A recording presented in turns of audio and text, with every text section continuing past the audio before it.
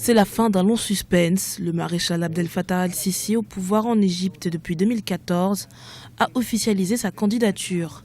Celui qui a fait tomber Mohamed Morsi en 2013 et qui a été élu avec 97% des voix se présente pour un second mandat.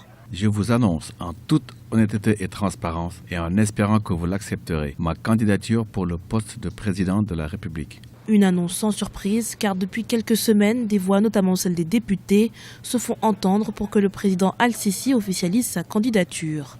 Des semaines où plusieurs candidats, dont l'ancien Premier ministre Ahmed Shafik ou encore le colonel Ahmed Konsowa, ont annoncé leur candidature puis se sont finalement rétractés sans pour autant donner de raison.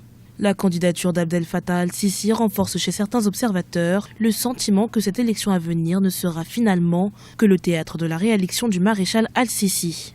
Sa candidature, c'est un non-enjeu en fait. Il n'y a pas d'enjeu puisque c'est une continuité dans ce qui se passe déjà depuis quelques années, depuis qu'il a été placé sur le trône égyptien. Et puis c'est une fausse élection puisqu'il sera forcément réélu. On sait que l'Égypte depuis quelques années a abandonné le processus démocratique.